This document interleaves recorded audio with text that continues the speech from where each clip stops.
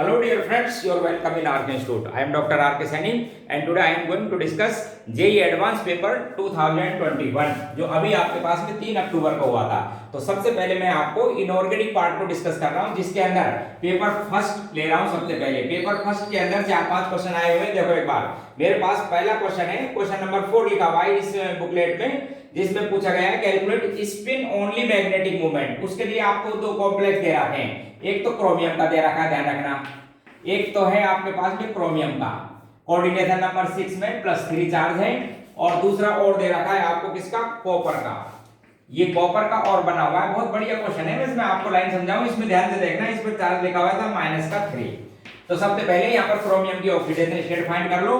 Chromium की +3 oxidation state है, +3 में आपको पता है 3 इलेक्ट्रॉन हो जाएंगे।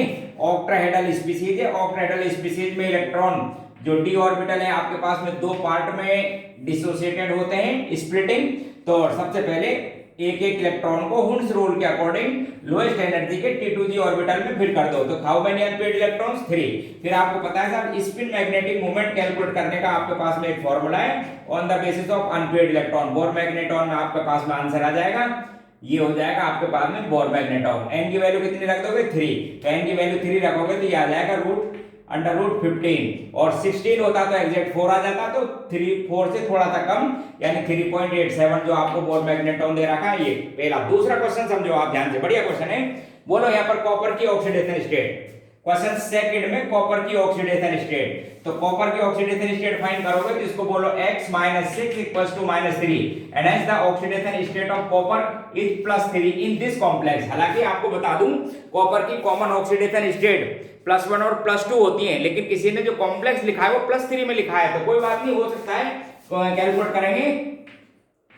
तो कॉपर +3 में आपको पता है कि साहब वैसे कॉपर का इलेक्ट्रॉनिक कॉन्फ़िगरेशन होता है 3d10 4s1। 3 इलेक्ट्रॉन बाहर करो, एक यहां से बाहर करेंगे, 2 यहां से, तो 3d8। लिगेंड कहता है आपके पास में वीक फील्ड, तो पहले क्या करोगे 1 1 1 और फिर इसके बाद में 5, फिर 6 7 और ये 8 and hence how many unpaired electrons, 2। तो हाउ मेनी अनपेयर्ड इलेक्ट्रॉन्स जब 2 लिखोगे, यहां पर n की वैल्यू लिख दो 2, तो ये अंडर रूट आ जाएगा 8। यदि 9 होता तो एग्जैक्ट आपके पास में 3 आ जाता, उससे थोड़ा सा कम। तो ऑप्शन जो आपके पास में फर्स्ट दे रखा है 3.1 का तो दे रखा है इस क्रोमियम का, तो 3.87 बोर मैग्नेट्रॉन, और इसका गिवन है आपके पास में 2.84 बोर मैग्नेट्रॉन। तो ये आपके पास में क्वेश्चन फर्स्ट था इनऑर्गेनिक का। और बताता हूं पेपर फर्स्ट में 5 क्वेश्चन आए हुए, देखो एक बार। नेक्स्ट क्वेश्चन है आपके पास में इनऑर्गेनिक केमिस्ट्री का, मैं डिस्कस कर रहा हूं सबसे पहले।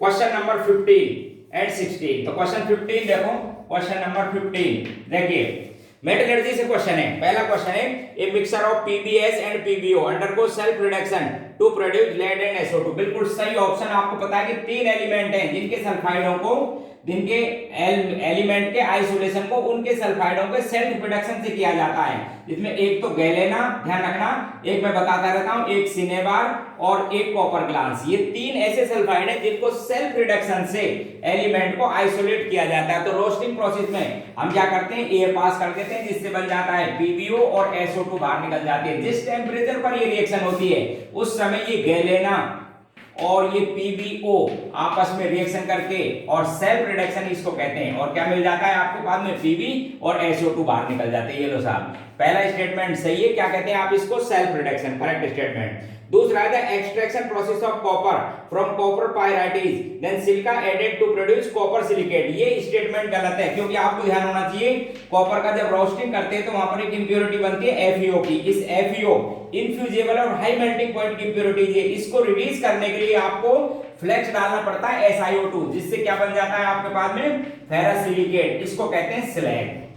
तो ये स्टेटमेंट रॉन्ग है कि साहब कॉपर को यदि बाहर कर दिया तो फिर मेटलर्जी में मतलब क्या हुआ, तो कॉपर वेस्ट हो जाएगा।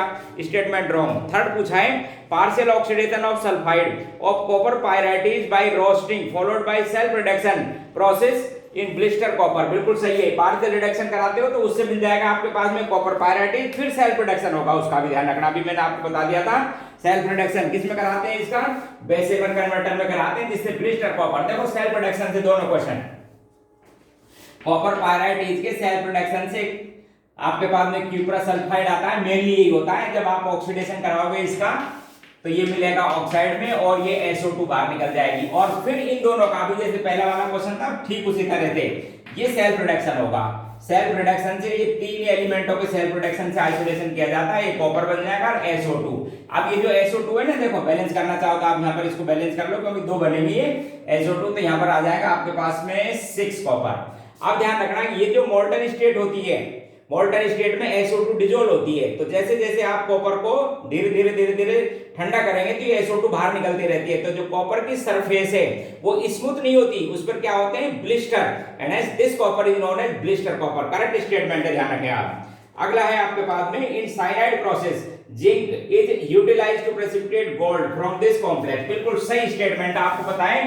मैक-ऑर्थर फॉरेस्ट प्रोसेस में गोल्ड और सिल्वर का आइसोलेशन किया जाता है, जिसमें साइनाइड प्रोसेस भी बोलते हैं। तो ये जो कॉम्प्लेक्स होता है गोल्ड का या सिल्वर का +1 में होता है, ध्यान रखना +1 में ये कॉम्प्लेक्स है। तो इसके अंदर आप जब जिंक डालोगे तो ये मेटल डिस्प्लेसमेंट कर देता है इस गोल्ड को, और ये तो कन्वर्ट हो जाता है साहब सॉलिड फॉर्म में। ये तो गोल्ड और सोडियम के साथ यूज करते हुए जिंक का बन जाता है ये कॉम्प्लेक्स, जिंकेट बन जाता है, सोडियम जिंकेट, और ये आपके पास में प्रेसिपिटेट। ये कंप्लीट आइसोलेशन को क्या कहते हैं? मैक-ऑर्थर फॉरेस्ट प्रोसेस भी कहते हैं। Correct statement. तो क्वेश्चन नंबर 15 के 3 स्टेटमेंट करेक्ट हुए। फर्स्ट ए, एक तो ए सही था, एक सी सही है और एक डी सही है 15 के, समझ गए। इसके बाद में फिर इसके बाद क्वेश्चन नंबर 16 बहुत बढ़िया है, सॉल्ट एनालिसिस का क्वेश्चन है, आपको समझा देता हूं, इंपॉर्टेंट क्वेश्चन भी है। सॉल्ट एनालिसिस का क्वेश्चन ये पूछा कि कंपाउंड है आपके पास में X, एक्वा सॉल्यूशन है, दो कंपाउंडों का, समझना एक कंपाउंड दो का एक्वा सॉल्यूशन है ये S, इसमें अंदर क्या किया गया है, एक बार तो डाला गया है NaOH, आप समझना NaOH, जिससे क्या आता है यहाँ पर प्रेसिपिटेट आता है, यहाँ पर क्या आ जाता है प्रेसिपिटेट, व्हाइट PPT है लिखा हुआ है, व्हाइट प्रेसिपिटेट। अच्छा इधर क्या किया था आपको, डाइल्यूट HCl डाला है, आप समझना इधर से, उधर भी डाइल्यूट था, इधर भी डाइल्यूट HCl डाला है, यहाँ भी व्हाइट प्रेसिपिटेट आया है, ध्यान रखना, यहाँ भी क्या है व्हाइट PPT, तो आपको पास में दोनों में यहाँ पर डाला है आपके पास में डाइल्यूट NaOH। अब समझने की बात ये है कि ये जो S कोई कंपाउंड है, ध्यान रखना, इसका मतलब उसका हाइड्रोक्साइड भी डाइल्यूट है, ध्यान रखना, हाइड्रोक्साइड भी इनसॉल्युबल है और उसका क्लोराइड भी। अब आपको बता देता हूं मैं, जब सॉल्ट एनालिसिस याद करते हैं, ध्यान रखो केवल 4 ही क्लोराइड्स हैं जो एसिडिक मीडियम में इनसॉल्युबल होते हैं, और 2 ऑक्सीक्लोराइड है। कौन कौन से हैं वो 4 बताओ मेरे को, एक तो सिल्वर का, एक लेड का, एक मर्क्यूरस का, ये 3 तो क्लोराइड है। एक आपको बता देता हूं, एंटीमनी और बिस्मिथ के ऑक्सोक्लोराइड्स, वो भी इनसॉल्युबल होते हैं। बिस्मिथ का ऑक्सोक्लोराइड तो बहुत इंपॉर्टेंट है, BiOCl, जिसको आप व्हाइट पर्ल कहते हो। तो समझो दे ध्यान से, सबसे पहले NaOH की बात करते हैं। 2 ऑप्शन दे रखे हैं पहले में, एक तो लिख रखा है PV लेड, एक तो लिखा हुआ है साहब लेड नाइट्रेट, और एक लिखा हुआ है जिंक नाइट्रेट। तो आप समझो देख, इससे व्हाइट कलर का प्रेसिपिटेट आ जाएगा किसके साथ, जिंक के साथ। यहां पर तो बन जाएगा आपके पास में कौन सा, लेड हाइड्रोक्साइड है, ध्यान रखना, लेड हाइड्रोक्साइड भी है और जिंक ऑक्साइड भी है, दोनों ही आपको पता है एम्फोटेरिक हैं। Lead hydroxide as well as zinc hydroxide, both are amphoteric and they are insoluble in dilute solution of NaOH। In dilute solution में NaOH है, यदि कंसंट्रेट डाल दे तो प्रेसिपिटेशन आ जाता।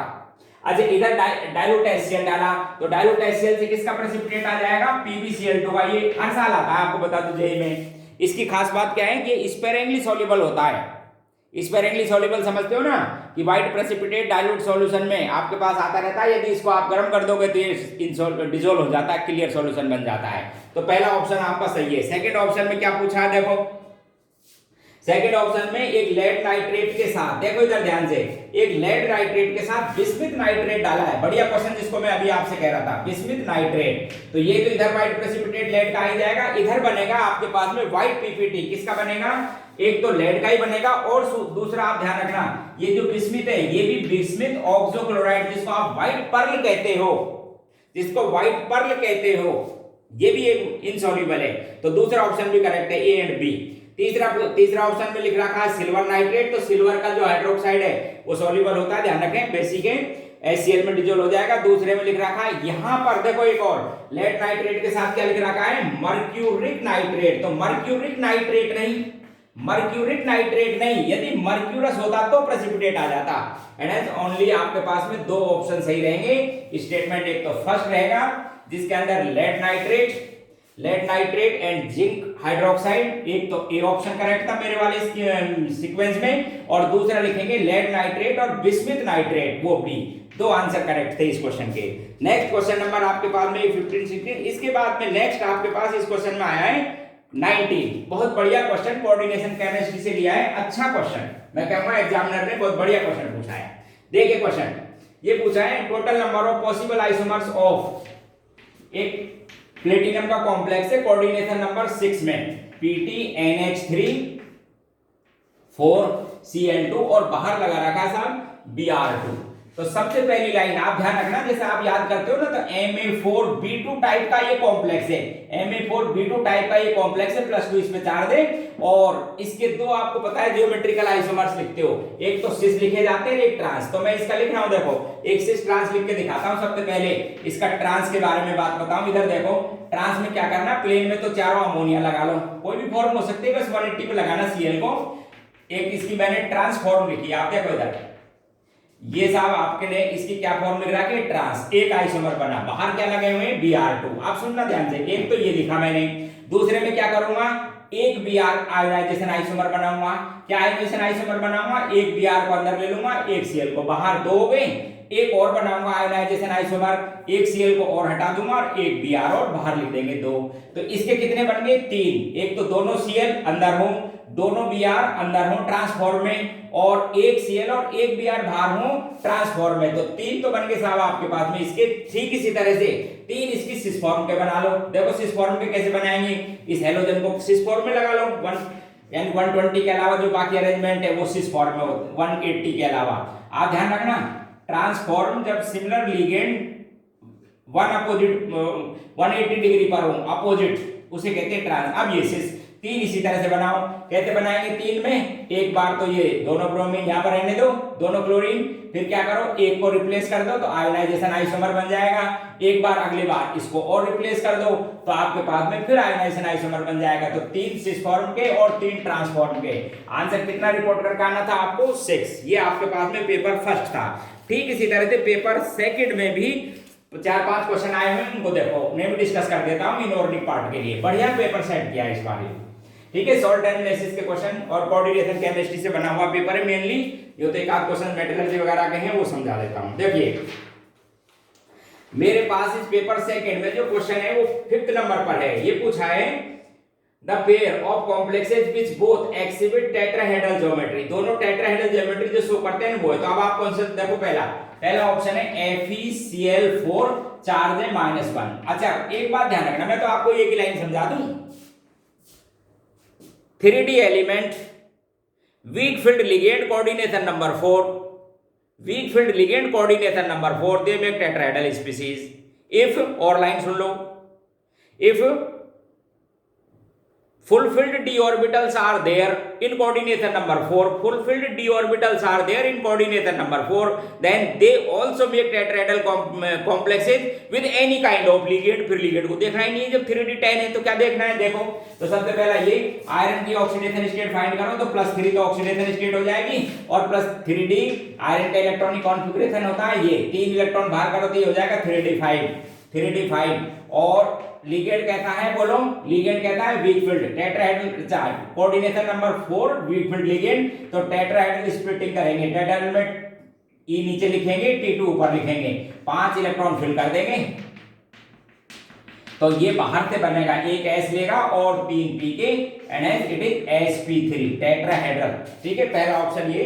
दूसरा लिखा है बहुत बढ़िया, आयरन CO4-2, बढ़िया कॉम्प्लेक्स कार्बोनिल कंपाउंड के साथ, जिसको बनाने के लिए देखो पढ़ाते समय हम आपको याद दिलाते हैं कि कॉम्प्लेक्स में जब कभी कार्बोनिल्स बनाने हो, मेटल कार्बोनिल्स बनाने हो, तो CO क्या है, सिनर्जिक इफेक्ट की वजह से बहुत स्ट्रॉन्ग फील्ड लिगेंड है, और बहुत स्ट्रॉन्ग फील्ड है तो NH के इलेक्ट्रॉन को N-1d में डाल देता है, और जब पेयरिंग हो जाती है उसके बाद कॉम्प्लेक्स बनता है। जैसे बढ़िया क्वेश्चन दिया है यहाँ पर एग्जामिनर में, देखो FeCO4 और चार्ज लिखा है -2, तो आयरन का ऑक्सीडेशन स्टेट देखो -2 है, यहाँ पे ध्यान रखना। आयरन की इलेक्ट्रॉनिक कॉन्फ़िगरेशन होता है 3d6 4s2 -2 का मतलब समझ गए, 2 इलेक्ट्रॉन और गेन कर रखे हैं, 2 इलेक्ट्रॉन और गेन कर रखे हैं और ये भी आ जाएंगे, तो 8 और 2 10 हो जाएगा। यहाँ पे देखो Fe पर ऑक्सीडेशन स्टेट है -2, चेक कर लो। -2 में वैसे मेटल बनाते नहीं है, बस एक CO CN ऐसे लिगेंड के साथ बना लेते हैं, वो भी खास ड्यू टू सिनर्जी इफेक्ट की वजह से। -2 4 तो 3d10 NH के इलेक्ट्रॉन डालो और 2 और लिख रखे हैं वहां पे।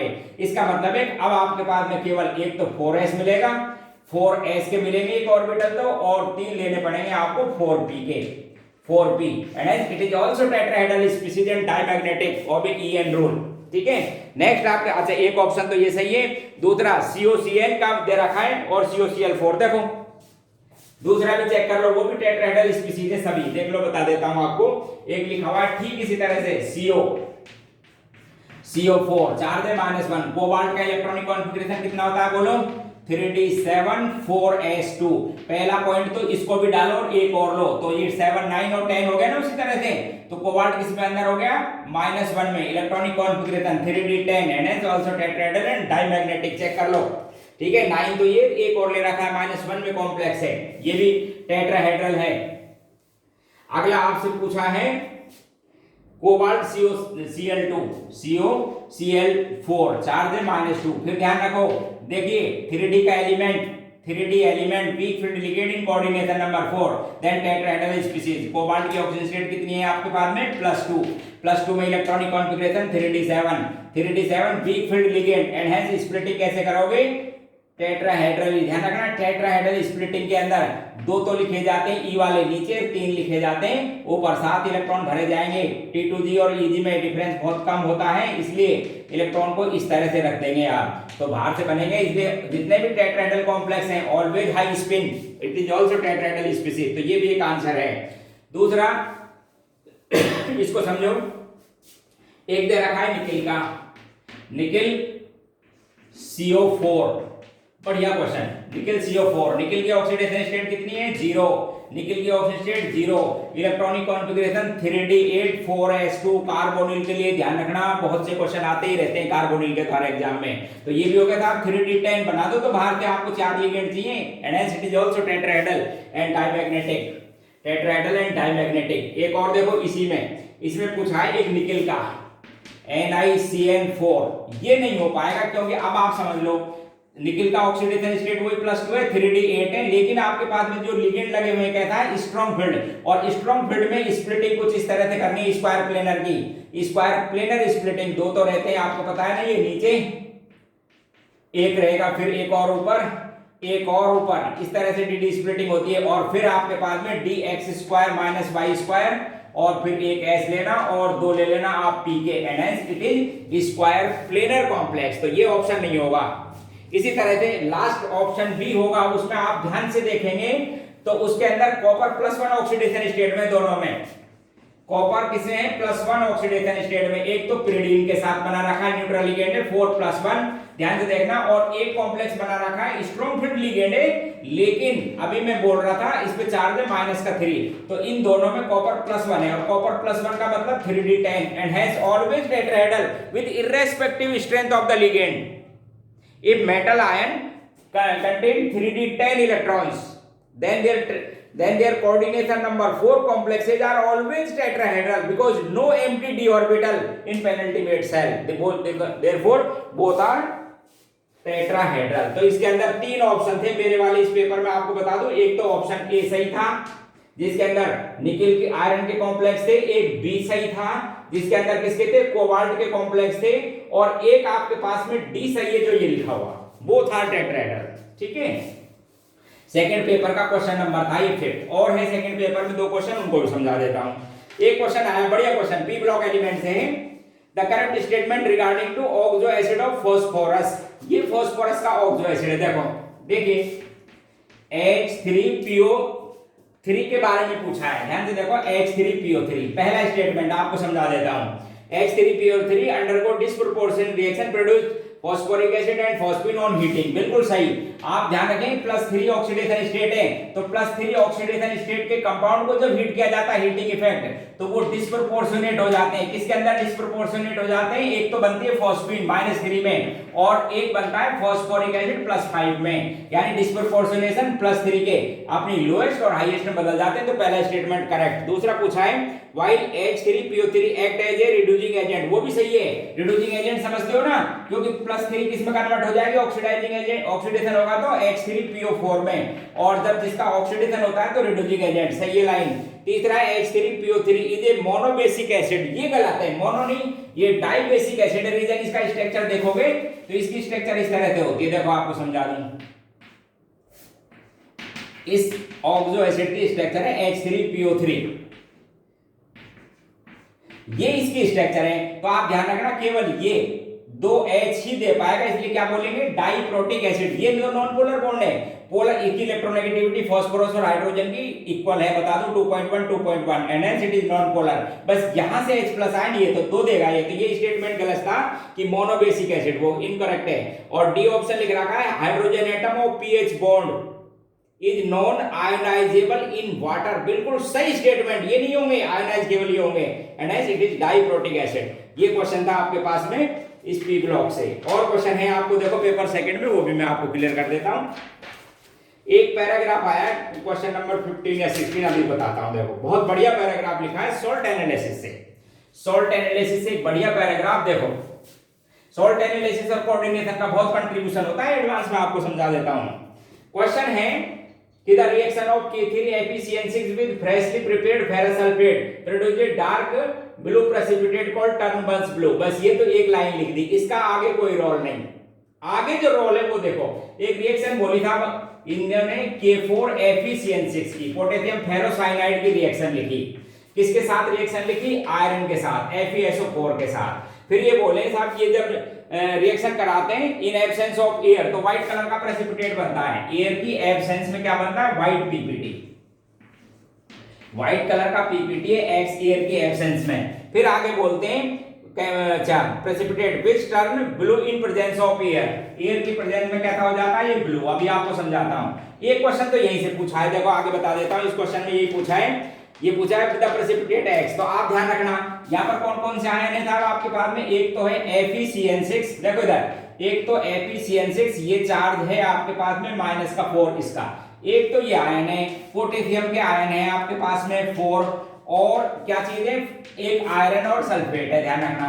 एक Fe+2 है। तो सबसे पहले जो कॉम्प्लेक्स बनेगा इसके साथ जो कॉम्प्लेक्स बनेगा Fe+, इस कॉम्प्लेक्स के साथ तो आयरन और पोटेशियम लगेंगे। तो ये जो व्हाइट प्रेसिपिटेट है ये है K2FeCN6 का, ठीक है। क्या ऑक्सीडेशन स्टेट आयरन की दोनों में +2, यहां भी +2 और यहां भी +2, तो ये तो प्रेसिपिटेट था।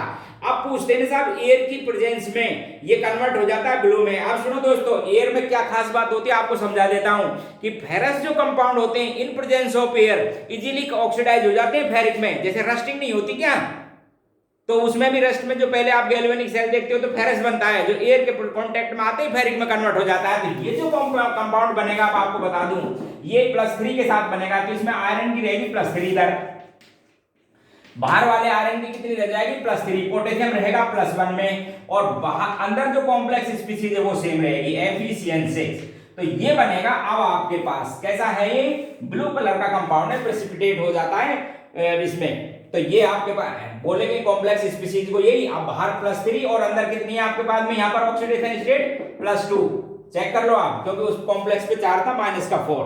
तो इस तरह से ये तो आपके पास में कंपाउंड X पूछा था, ये वाला, ये फॉर्मूला हो गया आपके पास में। इसका आंसर चेक कर लो कौन सा दे रखा है ये फॉर्मूला। मेरे पास जो ऑप्शन पेपर है उसके अंदर ये कंपाउंड लिखा हुआ है K2Fe वाला, C ऑप्शन, ये मेरे पास में जो ऑप्शन पेपर है उसमें C। तो एक तो क्वेश्चन ये था, और एक बहुत ही इंपॉर्टेंट क्वेश्चन जो मैं तो कहता हूं कि हर बार हर एग्जाम में या हर साल जब भी कभी केमिस्ट्री का पेपर लगता है तो ये क्वेश्चन तो आएगा, ये समझ लो आप, बहुत इंपॉर्टेंट है। Brown ring test, brown ring test क्या क्वेश्चन है देखो आप समझिए। ब्राउन रिंग टेस्ट में क्वेश्चन पूछा है कि ferrous sulphate Mixing of ferrous sulfate solution in NaNO3 followed by slow addition of concentrated H2SO4 through the side of test tube produce a brown ring। बिल्कुल बहुत बढ़िया। देखो इधर इस टेस्ट को करने के लिए हमें जो बताते हैं लैब में, एक बार देखो कि साहब सबसे पहले आप क्या करना है, यहाँ पर इन्होंने लिया NaNO3 का सॉल्यूशन और फेरस सल्फेट, फ्रेश लिया जाता है, आपको बता दूं फ्रेश सॉल्यूशन लिया जाता है फेरस सल्फेट का। फिर क्या करते हैं, टेस्ट ट्यूब इस बॉल के सहारे बिल्कुल धीरे धीरे स्लोली, कारण बताऊंगा, इसके बिल्कुल साथ में धीरे धीरे और कंसंट्रेट H2SO4 ऐड करते हैं। तो जैसे ये दोनों लिक्विड मिलते हैं, जिस जंक्शन पर ये लिक्विड मिलते हैं, यहां बनती है वो ब्राउन रिंग। यहाँ क्या बन जाती है, वो ब्राउन रिंग कॉम्प्लेक्स कहते हैं। अब एक्चुअल में रिएक्शन क्या हुई वो सुन लो। तो देखिए ध्यान से, जैसे H2SO4 नाइट्रेट के साथ कांटेक्ट में आएगा तो HNO3 बनेगा। ये HNO3 ये क्या करेगा, आपके पास में फेरस को ऑक्सीडाइज करेगा, लेकिन कैसे करेगा वो समझा देता हूं। तो सबसे पहले तो इसकी रिडक्शन से ये जो नाइट्रेट आयन है इस फेरस को कन्वर्ट कर देगा फेरिक में, एक लाइन, और खुद रिड्यूस हो जाएगा किसके अंदर, NO के अंदर। अब क्या होता है, लाइन समझना दोस्तों, कि ये जो NO ये ऑड इलेक्ट्रॉन स्पीशीज है, इसका बॉन्ड ऑर्डर है 2.5, तो ये स्टेबल होने के लिए कन्वर्ट हो जाता है NO प्लस में, एक इलेक्ट्रॉन इसका ऑक्सीडेशन हो जाता है। आपको समझा देता हूं किसके अंदर ऑक्सीडेशन हो जाता है, NO प्लस के।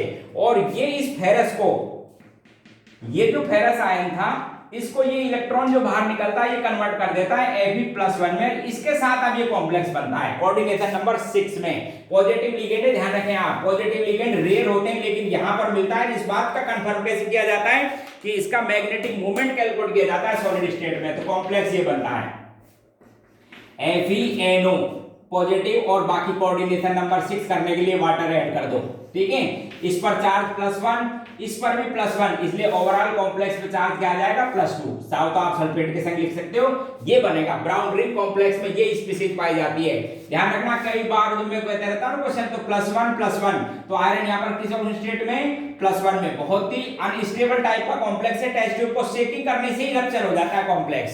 तो ये मेरे पास जो कॉम्प्लेक्स बना हुआ है, ये ऑप्शन है आपके पास में, मेरे पास डी ऑप्शन में लिखा हुआ है। 16 क्वेश्चन था और उसका आंसर है डी, ब्राउन रिंग कॉम्प्लेक्स। बढ़िया क्वेश्चन, ठीक है। एक क्वेश्चन और आया हुआ है, वो और समझा देता हूं। क्वेश्चन 19, वो भी आपको बता दूं, इनऑर्गेनिक केमिस्ट्री का बढ़िया क्वेश्चन लिखा है। पी ब्लॉक से ऑक्सीडेशन कराया है ओजोन का, किसका, ClO2, क्लोरीन डाइऑक्साइड पर रिएक्शन कराइए ओजोन की। तो ये ऑक्सीडाइजिंग एजेंट है, इसको ऑक्सीडाइज करता है Cl2O6 में, और ऑक्सीजन बाहर निकल जाती है Cl2O6 में। आप ध्यान रखना, इसकी दो स्ट्रक्चर है, मैं इसका आपको बता दूं। Cl2O6 की आयनिक फॉर्म भी है, कोवेलेंट नेचर भी है। आयनिक फॉर्म में भी मिलता है, कोवेलेंट में, कोवेलेंट फॉर्म में भी इसके दो स्ट्रक्चर पॉसिबल हैं। एक तो इस तरह की स्ट्रक्चर लिखी जाती है, एक कोऑर्डिनेट बॉन्ड बना के भी लिखी जाती है, ठीक है। एक तो ये स्ट्रक्चर है, दूसरा इसकी कोऑर्डिनेशन बॉन्ड बना के भी लिखी जाती है, ब्रिज जिसको कहते हैं। Cl के बीच में एक इसमें आयन भी रिकॉर्डेड है, एक तो ClO3 पॉजिटिव और एक आपके पास में ClO3 नेगेटिव, ठीक है। तो एवरेज ऑक्सीडेशन स्टेट यहां तो हो गई +5, और यहां कितनी हो गई आपके पास में, यहां पर ऑक्सीडेशन स्टेट कितनी हो जाएगी, +5, और यहां पर +7, तो ऑक्सीडेशन स्टेट एवरेज कितनी आ जाएगी, +6। तो आपसे ये पूछे कि इसकी बताओ एवरेज ऑक्सीडेशन स्टेट कितनी है, तो आप आंसर क्या बोलोगे, +6 ऑक्सीडेशन स्टेट है। तो ये कुछ क्वेश्चन थे आपके पास में जेईई एडवांस में, जो इनऑर्गेनिक केमिस्ट्री से पूछे गए थे।